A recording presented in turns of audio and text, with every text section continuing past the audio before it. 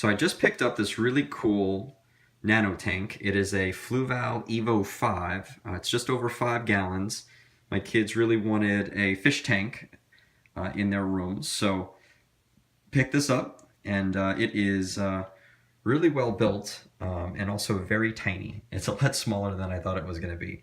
So I've been reading some of the Nano tank forums, and they've recommended a few mods, or I've been following some mods that other people have done. So let me just share what I've got so far, and then I'll kind of document how this goes. So the only things I've purchased in addition to what came with the kit so far, I picked up some of this Marine Pure 1-inch plate. It does come with some Biomax filter media, but I wanted to have a little bit more surface area for the biological filtration. So I picked up 2 of these plates, cut them with a hacksaw. I have some pieces left over that I may put in the filter stack right there. But yeah, it fits really nice and looks pretty good. The next thing I got was from InTank, so picked up the acrylic insert here instead of using the sponge, the black sponge that comes with the Evo, which is here. It's nice, it works. I'm pretty sure it would work, but I'll probably just maybe chop it up and use it in there. It also came. Some people are saying that this overflow area is kind of wide. So to take stuff off the surface, you can insert this, and it just sort of holds in place, and it just raises up the where the overflow is to kind of skim more of the surface water off into the filter area. The other stuff that I've added so far are a new pump. So this also I got from InTank. It's the MJ Mini 606 from Cobalt, and it's hard to see in there, but that's kind of where it's sitting. You take the front and the back off of it, and it fits really well.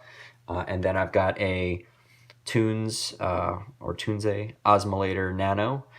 It does fit in here. It is extremely tight, if I can show that, but it works. And I checked the tubing. The tubing, it looks like it's squished, but it actually barely fits on the side of that. So the only thing I'm worried about with this is just maintenance of it. You know, it's going to be a pain to take all of this out, but it works, and so we'll see once I add water to it if everything works as it should. All right, so 2 more items came in, and I put water in it just to check how this all works. So I got a Corellia Nano here hooked up, and then I got one of the 50-watt Neotherm heaters. Just one thing, in case you're curious, if you're not going to use the auto top off, so if that's not in here, this does fit in this return area on an angle. You can squeeze it in. The one thing just to consider is it is touching the tubing. It doesn't get that hot, but it is making direct contact with the return tube. And then the other thing is you'd have to always make sure that your water never goes below here, because then, you know, your heater could basically be sitting not in the water if the water gets pumped out. So you can see with just the stock filter that it comes with, and with the pump, I mean, the water levels maybe only 1/4 of an inch difference between what's in the return and what's in here. So, all right, so I've got the heater in place. I figured I was gonna have cables running in here, so I've just stuck them all on the left side, and I'll have to cut a notch in the side of this. It actually came cracked, but I'll cut a notch here so that I can put that on top. And then I've got the auto top off right there, which squirts water, or will squirt water right in the center where the hole is. So I'm gonna drain this now, and then as soon as my dry rock is cured, I'll add that and add salt water back in. Okay, I went ahead and added my my rock. I've got just about 3 pounds of Bucani rock. It was dry.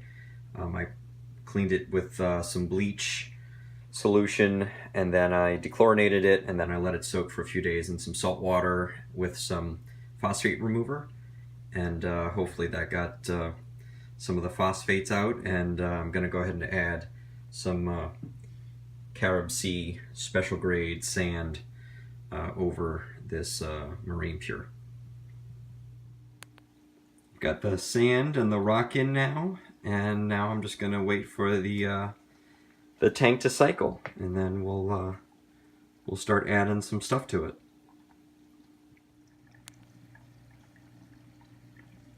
The tank is finally cycled, so I picked up 2 snails.